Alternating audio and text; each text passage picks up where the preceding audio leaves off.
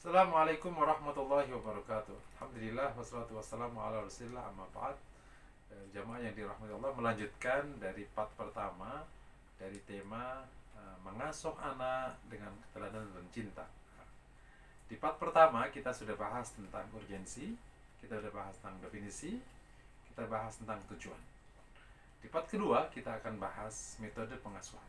Masya Allah, ada banyak sekali metode pengasuhan yang dijelaskan oleh para ahli. Tapi kami akan fokus kepada dua hal yang sudah masuk di tema: mengasuh dengan keteladanan dan cinta. Banyak sekali metode, kami ulangi lagi, bisa dijalankan. Tapi kami hanya fokus kepada dua hal karena kami anggap ini adalah hal yang paling dasar dalam pengasuhan. Kami anggap keteladanan dan cinta ini masuk di metode, bukan di filosofi, supaya gampang aja dijalankan. Yang pertama tentang keteladanan. Ini luar biasa. Ibu bapak semua tidak akan pernah mengasuh, sementara bapak ibu termasuk kita semua adalah orang pertama yang melanggar. Sapu kotor tidak akan pernah membersihkan. Mengulangi lagi, sapu kotor tidak akan pernah membersihkan. Garisan bengkok tidak akan pernah memberikan garis lurus. Jadi kalau kita ingin anak-anak lurus, maka pastikan kita lurus terlebih dahulu. Kenapa demikian? Karena pengasuhan bukanlah sekedar apa yang kita katakan kepada anak-anak. Bukan. Itu kesalahan fatal. Kalau ada orang menganggap mengasuh anak dengan cara berkata-kata kepada anak. Contoh kecil gini. Seorang ibu menasihati anaknya dengan perkataan yang indah. Anak-anakku, kau harus jadi orang sabar, karena sabar disayang oleh Allah. Tibalah jam 6:30, anak-anaknya minta sarapan. Ma, sarapannya di mana? Sabar. Aku udah terlambat, ma. Sabar. Mulailah jam 7 kurang seperempat. Ma, sarapanku di mana? Sabar. Dibilangin sabar, ya sabar. Ibu ini sebenarnya mendidik ketidaksabaran dengan kata sabar namanya. Karena ditangkap anak bukan apa yang kau katakan, tapi apa yang kau perbuat. Jadi seluruh yang kita kerjakan di rumah sebenarnya adalah pengasuhan itu sendiri. Bahkan kalau kita buat ungkapan yang ekstrim, seandainya ada seorang ibu atau bapak tidak mengatakan apa-apa, tapi hanya mengerjakan sesuatu yang benar, anaknya melihat itu dengan baik, maka anak akan terasuh dengan baik. Seorang ayah ibu yang bertindak benar, menjalankan syariat Allah dengan baik, bahkan kalau dia tidak mengatakan apa-apa, dia telah mengasuh anak dengan baik. Jadi yang pertama di konteks ini adalah memang dasar utama atau modal utama untuk mengasuh, sekaligus juga bisa menjadi metode, adalah menjadi pribadi teladan. Ini menjadi PR. Seorang ayah dan ibu bukanlah manusia sempurna. Tapi kalau kau ingin anakmu menjadi orang baik, maka sebelum menginginkan anak menjadi orang baik, inginkan dirimu jadi orang baik. Ulangi lagi, engkau tidak akan pernah bisa meluruskan garis sementara garisannya bengkok. Engkau tidak akan pernah membersihkan jika sapumu itu kotor. Sebelum membersihkan lantai, maka pastikan sapunya bersih. Keteladanan ini menjadi PR. Maka jemaah sekalian yang dirahmati Allah, ingatlah, kenapa demikian ketat Islam itu ketika membangun organisasi keluarga. Sebelum organisasi keluarga dibentuk, yang nanti menghasilkan suami istri, sehingga menghasilkan keluarga, ayah, ibu, dan anak, yang akhirnya melahirkan konsep pengasuhan ini adalah part atau anggota keluarga itu dibentuk dari siapa. Karena ini memberikan kontribusi 50% kesuksesan.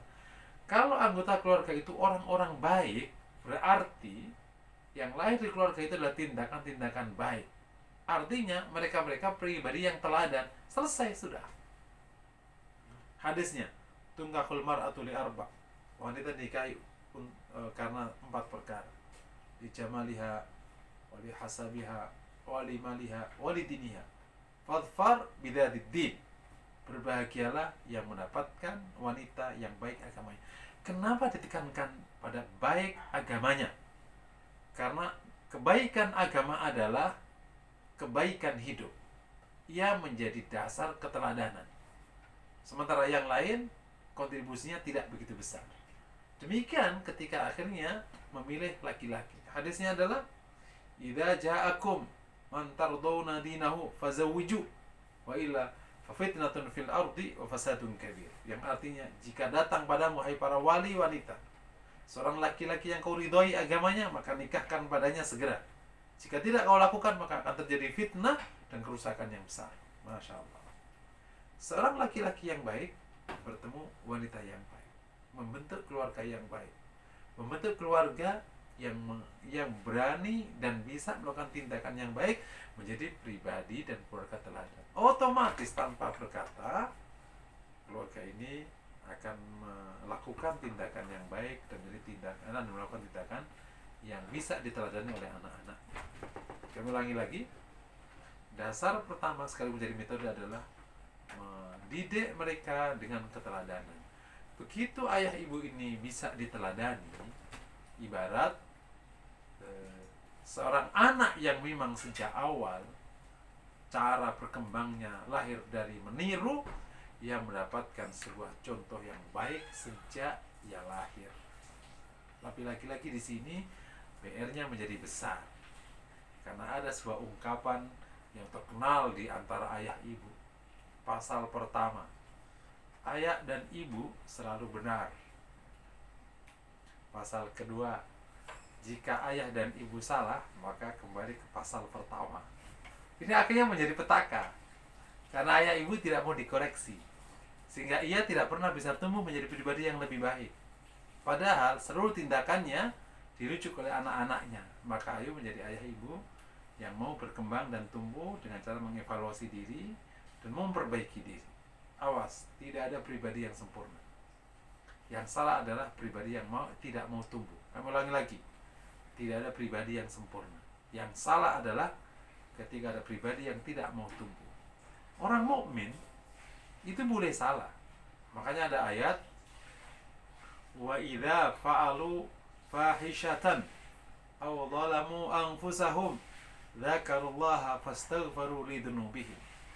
Jika mereka itu, yakni orang-orang mutakin itu, berbuat fahisyah atau mendolimi diri mereka sendiri, maka mereka ingat kepada Allah, wastaghfiru lidzunubihim, dan minta ampun kepada Rabbnya.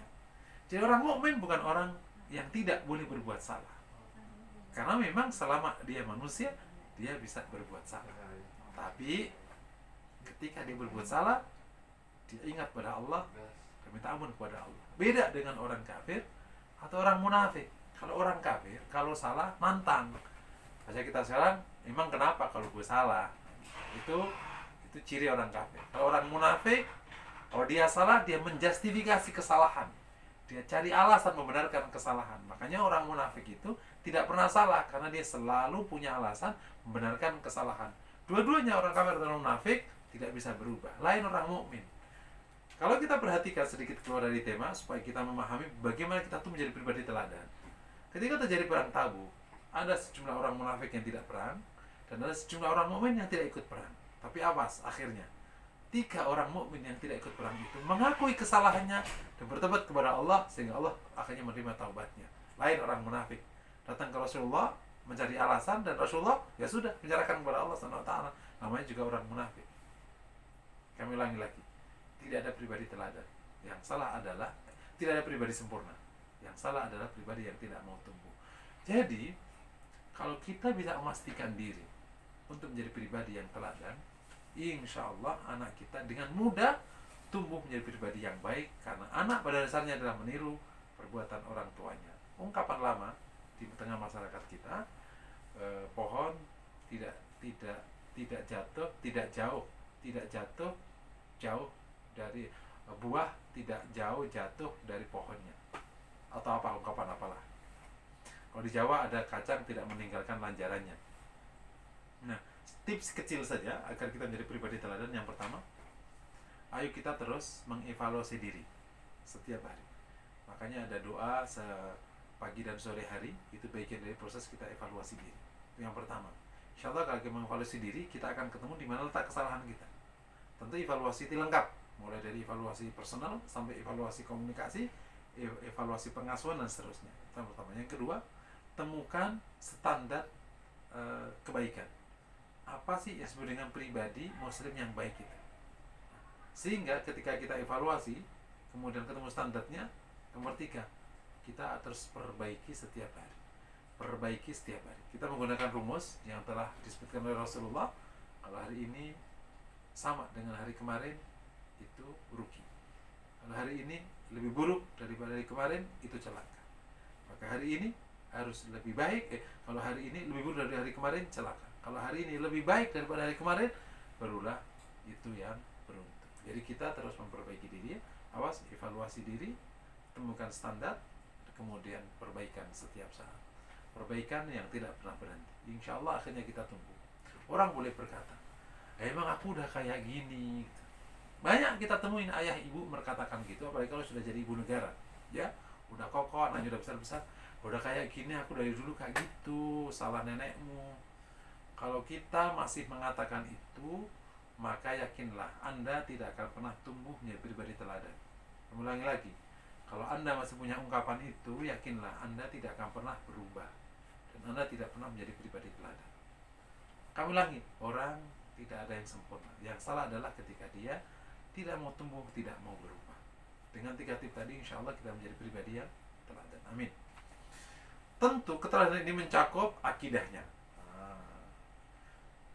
Tampak sekali anak-anak melihat ketika ada masalah, ayah ibunya kayak apa sikapnya. Nanti sekarang ini ada virus besar, panik nggak? Takut nggak? Atau tenang? Bahkan terus percaya kepada Allah. Kalau itu yang disaksikan, anak juga akan menangkap cahaya iman dari ayah ibunya. Gimana ibadahnya? Teladan nggak ibadahnya? Gimana akhlaknya? Gimana berpikirnya? Gimana? Makanya kita dapati terkadang anak-anak yang tumbuh dari keluarga-keluarga soleh, keluarga-keluarga besar, tetap mewarisi kesolehan dan kebesarannya, padahal ayah ibunya bisa aja nggak punya waktu untuk mendidiknya atau untuk berkata apa-apa pada mereka. Iya, karena mereka setiap hari mendapati sebuah proses yang besar. Ayahnya dan ibunya telah mengatakan apa-apa yang besar, yang baik.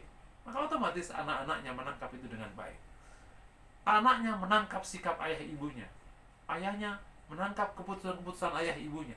Anak-anaknya menangkap kebiasaan ayah ibunya. Maka otomatis dia akan mengikutinya. Lain lagi ketika semuanya bermasalah, imannya bermasalah, ibadahnya bermasalah, maka jangan salahkan ketika anakmu akhirnya memiliki masalah itu. Maka lagi-lagi perbaikannya dimulai dari diri ayah ibu, bukan sebelum dari anak-anaknya. Tadi ya, itu yang pertama. Yang kedua, cinta. Ya, ini menjadi dasar sekaligus saya anggap menjadi metode mendidik dengan cinta. Kita saksikan Nabiullah Nuh alaihissalam diuji oleh Allah dengan anak Kan'an, terus maksiat, terus membangkang.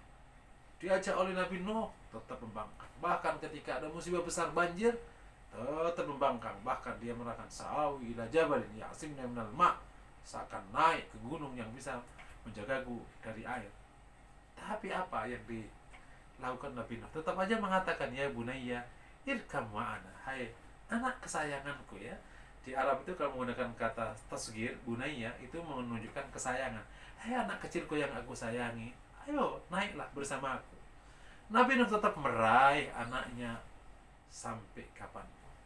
Ia tidak berhenti meraih anaknya. Itulah cinta. Cinta bukan berarti setiap hari memberi. Cinta bukan berarti setiap hari tersenyum padanya.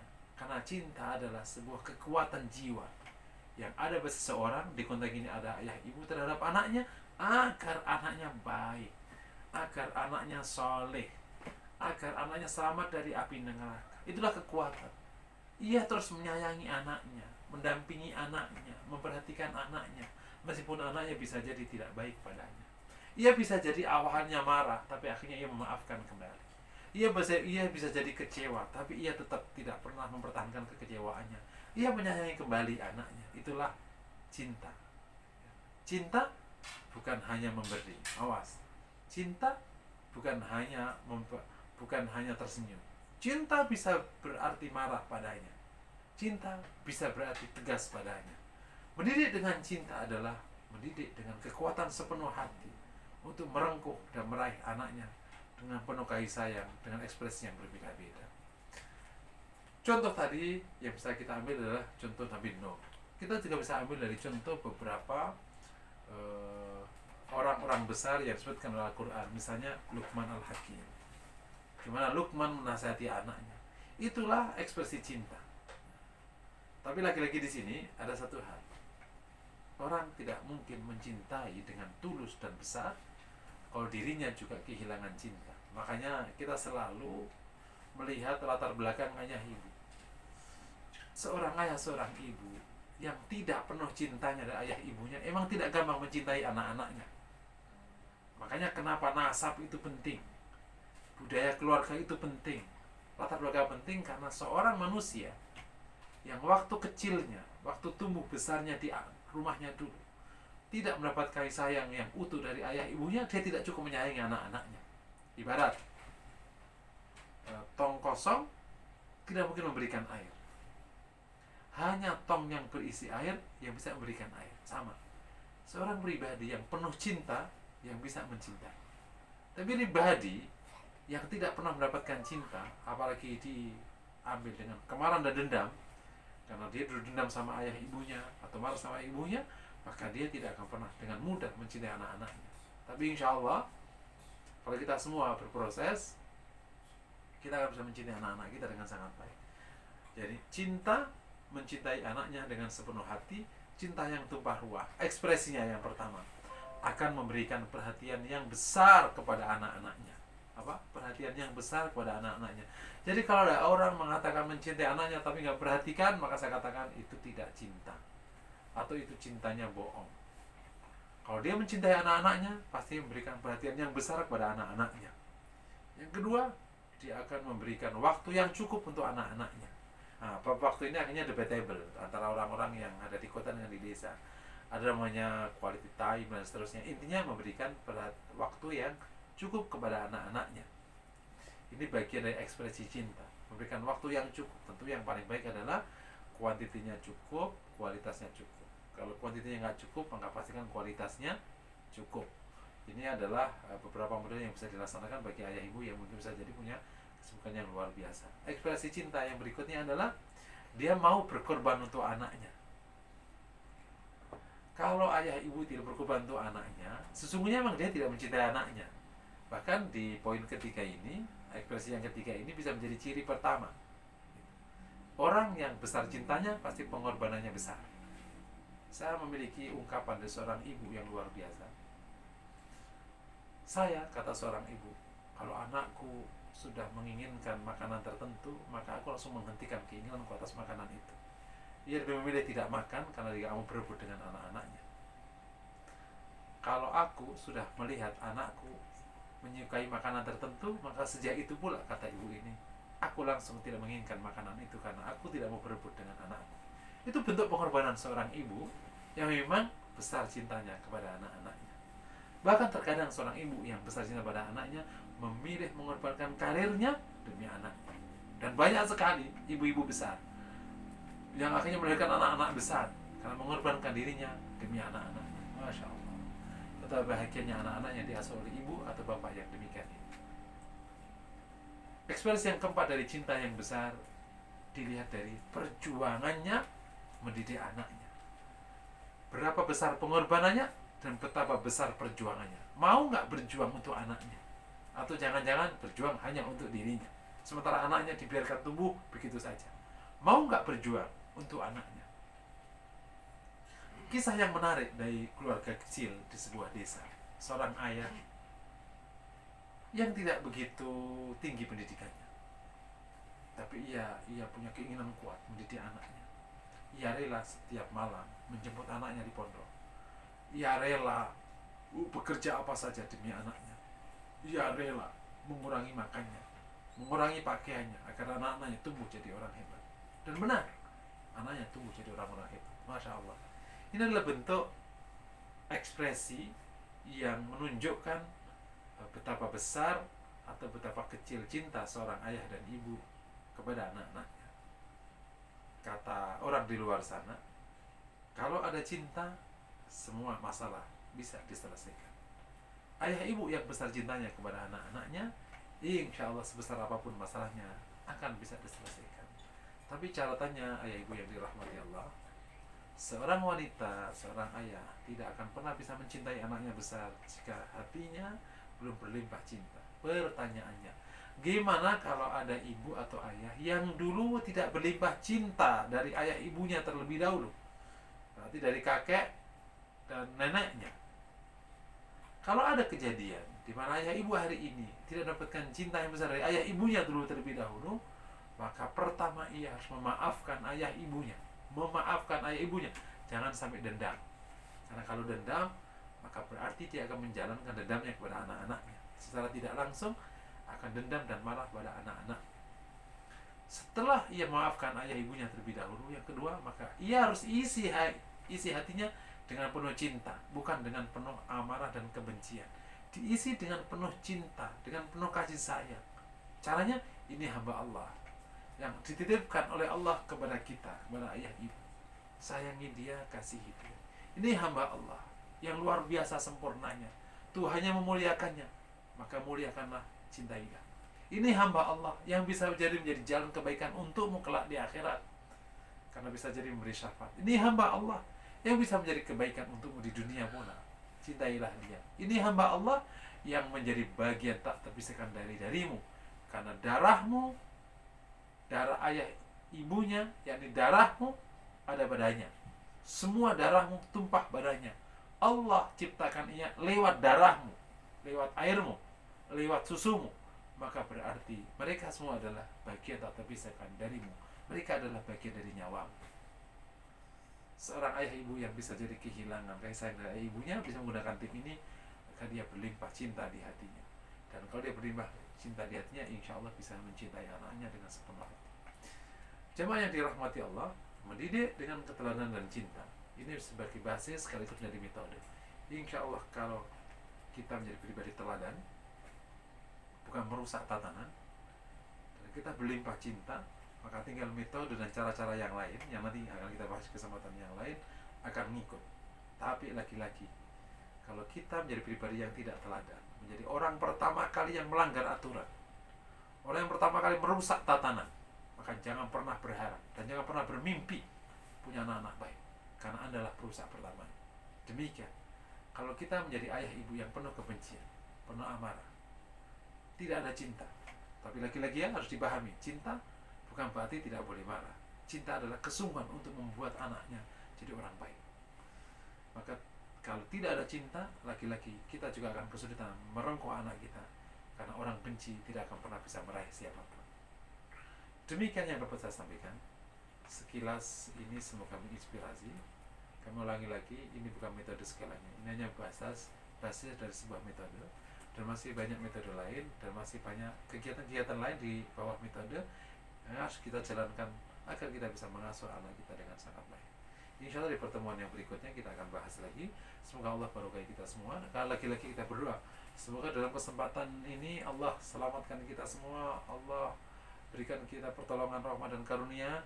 Kita semua selamat dari wabah ini, dan kita juga berdoa semoga kaum muslimin semua dan dimanapun mereka berada selamat dari wabah ini. Amin ya rabbal alamin. Aku qouli hadza wa sallallahu wasallam ala Muhammad. Assalamualaikum warahmatullahi wabarakatuh.